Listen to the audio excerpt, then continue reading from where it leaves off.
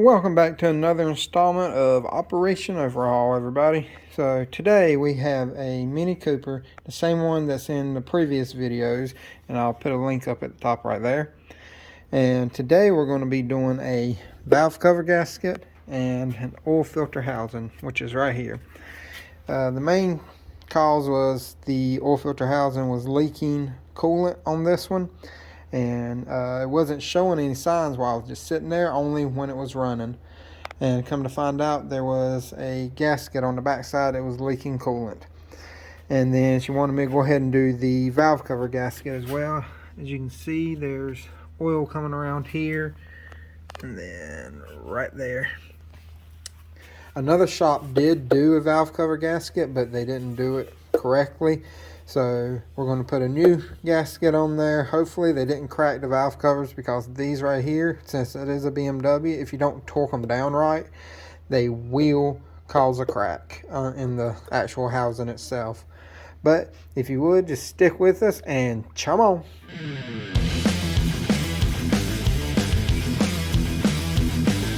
Alright, like I said in the beginning, we're going to be doing a oil filter housing. You can't really see it from where I got it, but it's right here. And to do this, you're going to have to take this heat shield off. And looks like that. I already did that because I had to diagnose where the water was coming from. To do this, you have 3 bolts on the top and 3 on the front. Like that, and then it just pulls right up. And it covers the exhaust manifold, or the header on this one. To do, and the back cover is actually the gasket for the exhaust manifold, and it goes all the way down. And to get to the housing, you have to actually take the exhaust header off and pull it forward. But I'm probably going to do a separate video though on the valve cover, just so everybody can see out of that, and that way I don't mix 2 videos and the videos actually aren't longer than they need to be. But like I said, to get all this off, we need to take all these covers off right here, and then there's one on the front, and it goes all the way down. But you're going to have to remove the oxygen sensor, which is right there. As you can see, there's your oxygen sensor. Focus. There it goes. Right there. You'll have to pull that out because the cover right here will not come off. As you can see, it moves fairly easy because it just sits there, and then the cover, the top cover, bolts to it. As you can see, it's got the little captive riv nuts that hold it in place. And these are studded on here. So what I'm going to do is unbolt the studs and go ahead and get as many of these off on the top as I can before I try to pull everything back. Also, I'm going to go ahead and disconnect all the sensors.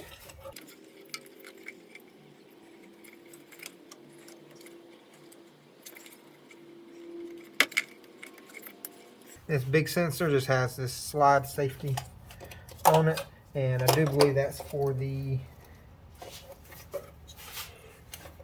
it's for the lower O2 sensor. Now we can start taking these nuts off of the studs. And the studs over here are an 11 millimeter.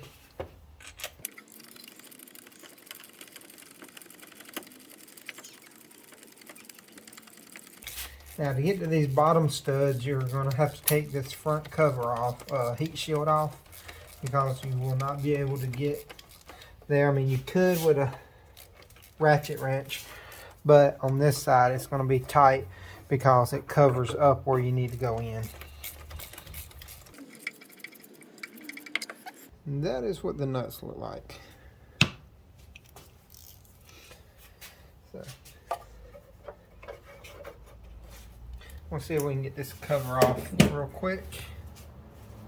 So before we can get the O2 sensor out, we need to take, there's a bracket on the oil filter housing, has a 10 millimeter that holds it on. Let's shift this out of the way.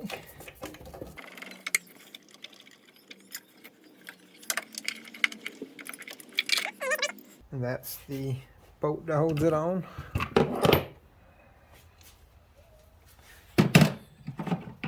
And we're going to get this O2 socket sensor on as good as we can.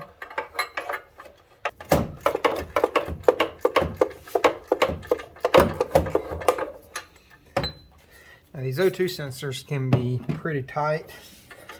Just go at it a little bit at a time, but once it breaks that first seal, you should be able to just thread them right out. And that is your O2 sensor right there.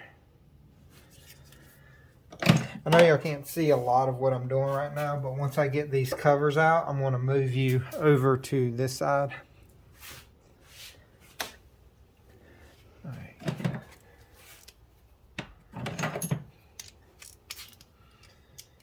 You need to remove the O2 sensor because it's in the way of one of the bolts on the heat shield.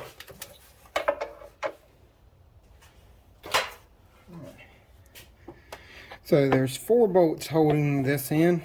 There's one here, here, here, and here. Now to get it out, you're gonna have to like bend it a little bit and pry it and pull it out of the bottom. It will be really tight. And another thing I will say is make sure you disconnect your battery, because I forgot how close it was to the alternator right here, to the positive cable. And I touched it just a little bit and it sparked once. Now disconnected. I will check the fuses and all that stuff just to make sure nothing blew. But like I said, just disconnect the negative battery terminal. That was my fault. I forgot to say that and do that at the beginning. But this bolt right here, it is a little harder to get to, but you can get to all 4 of them from the top. As you can see, the O2 sensor goes through here into the catalytic converter on the top of it.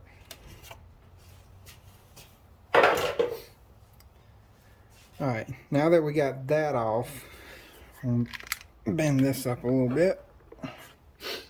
And now we can get to the rest of our bolts or nuts from here. And like I said, they are an 11 millimeter. If I can get it to focus on here.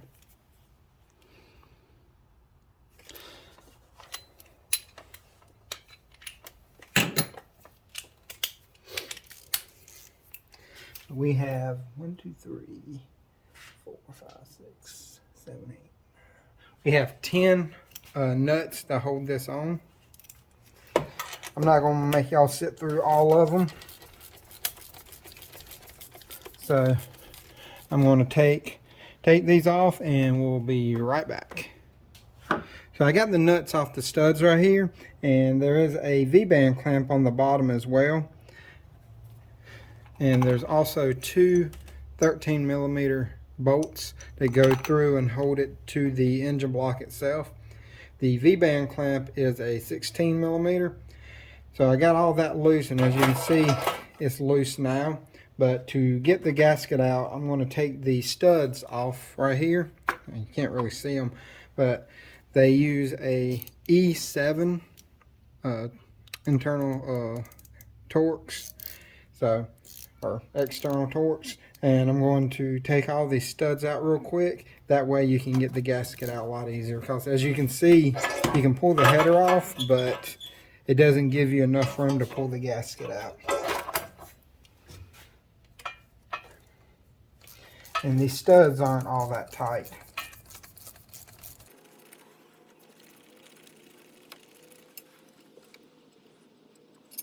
That right there is what they look like. So I'm going to pull all these out real quick and then I'll be right back. I got the gasket out. Here it is right here.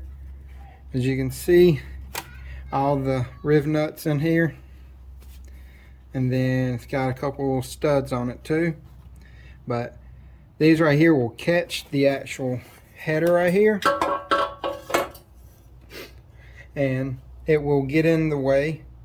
So you're going to have to bend it a little bit to get it to come out from behind there. Putting the new one in is a little bit of a chore as well. So what I'm going to do is actually put a couple studs back in here so I can lift this up to clear the oil filter housing, which is right here.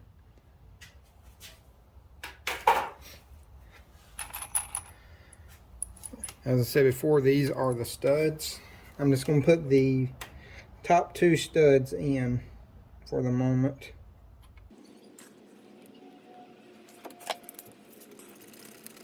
I broke them loose with my 1/4 inch, and then I used my electric ratchet to pull them the rest of the way out. I just don't want to break them loose with the electric ratchet, just in case they're tighter than I thought they were, and I don't want to strip out the e-torque's head on it. And the reason I'm putting 2 on here is just because I don't want it to move on me and like twist and anything. So I'm just going to throw these 2 center ones in, which are the easiest ones to get to. I'm going to lift the header back up.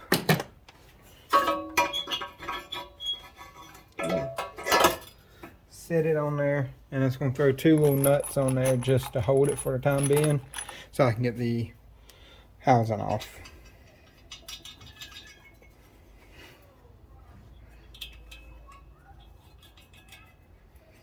Alright.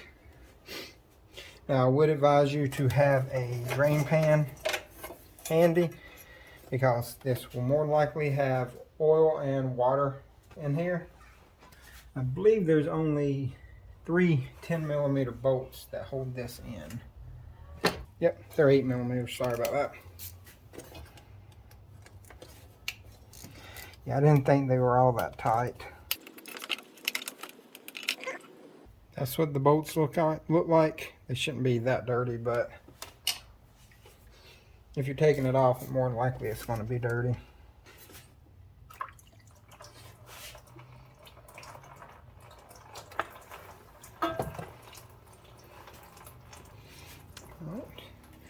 And here's your housing. And you can see where this gasket was tore right here, where the little notch is that shows you where it's located. And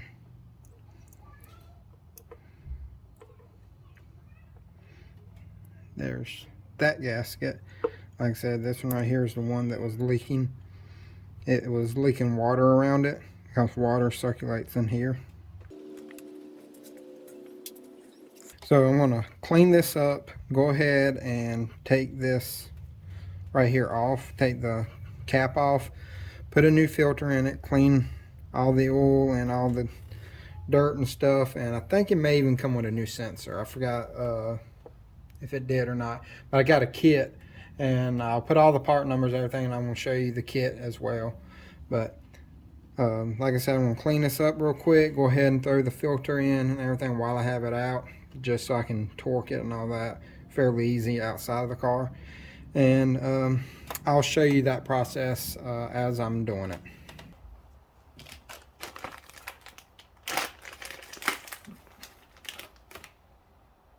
This right here is the gasket that broke right here. Push that in. Here is the oil gasket.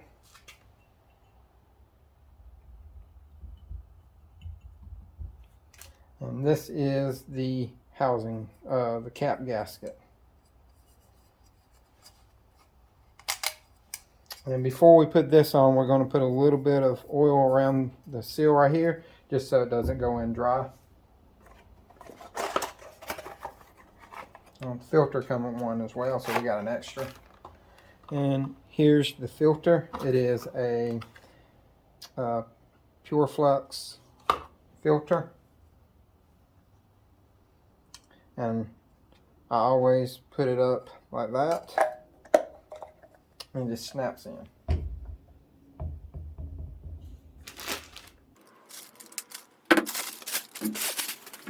I like these right here because they do have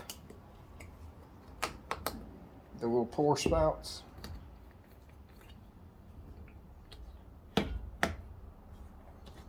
Just gonna put a little bit on my finger.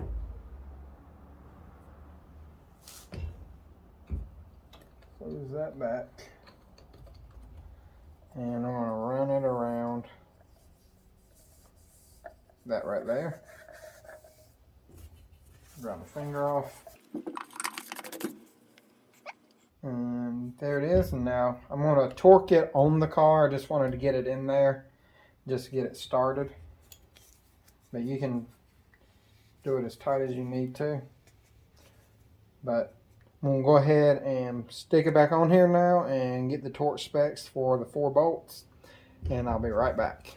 Alright, I wanted to show you the part numbers of all the stuff that I used this time on the oil filter housing, the filter, and the manifold gasket.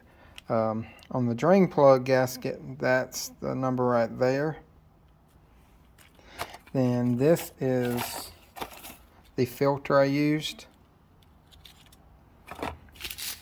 I kind of tore this a little bit opening it, but there's the number on the barcode, and then there's that number right there.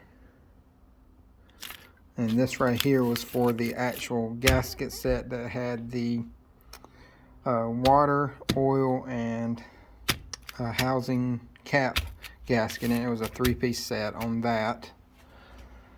And for the exhaust manifold gasket, this was the part numbers right here.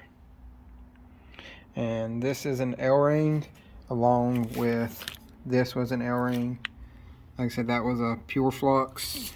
And then this right here was just from FCP. But I got this whole kit right here from FCP Euro, and it had everything in it that I needed. And then when I do the valve cover gasket, I'm going to do that in the next video, and then I'll show you the part number to it. I'm going to wipe the surface off.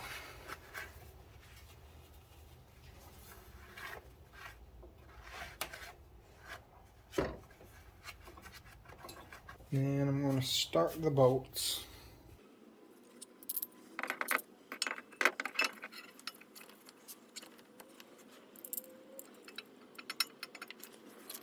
These bolts only torque to 10 Newton meters, which is roughly 7.5 to 8 foot-pounds.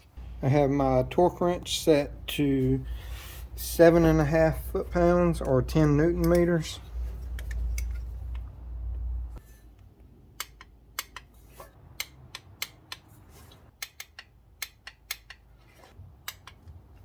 Now we can torque down the cap on the oil housing, and that torques to 25 Newton meters, and that says that on the cap itself.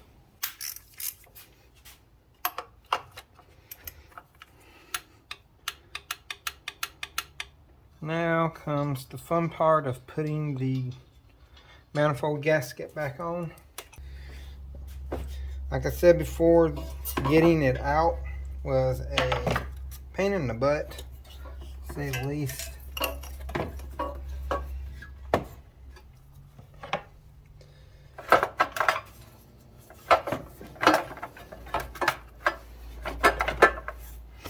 So I'm going to finish putting these studs in real quick, and after that I'll bring you back and I'll show you the torques, the torque specs and all that good stuff, and we'll go from there.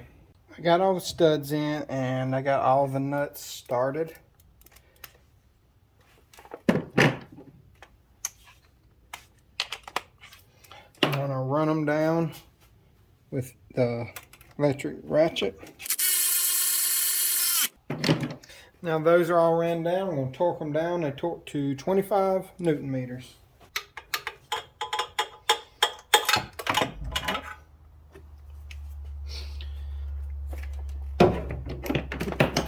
Those are torqued. Now we're going to put the shield back in here and get her back in. And then we're going to put the 4 bolts in. I've already put the 2 13mm bolts on the bottom in as well and tightened them up. I didn't see a torque spec on those, so I just torqued them to about what they were when they come off. They weren't real tight, so I just torqued them to maybe about 25 Newton meters as well. That's about what I torqued them to. I didn't crank down on them too tight, as all it does is just holds the exhaust header in place so it doesn't move. Got the 4 bolts that hold this in back on. Now what we're going to do is put the O2 sensor back in.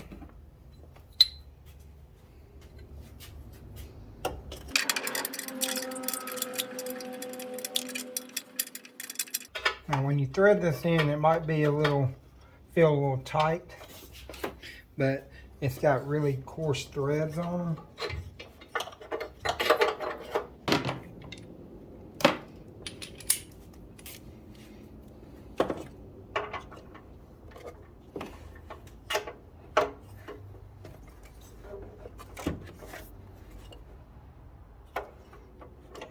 And on these, you don't have to like crank them down too tight. Once that is on, we'll put our bracket back on that was on the oil filter housing. So, like I said, just remember, you can't get the sensors mixed up because they only go in one way, but just don't forget to put them on and put that bracket on. So I took this little hose off right here to make it easier to get to the manifold bolts.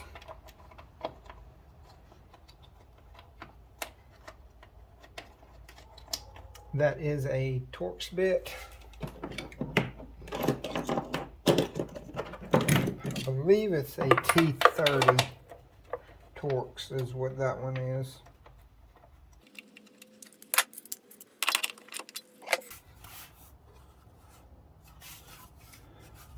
So once that is in, we can put the heat shield back on.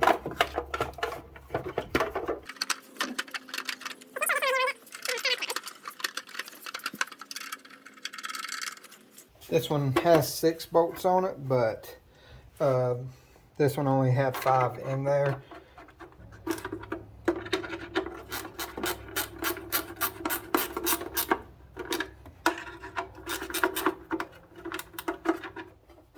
I'm going to check, make sure nothing over here is hitting.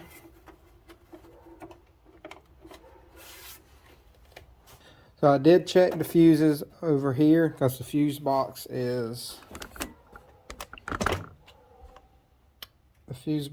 right there.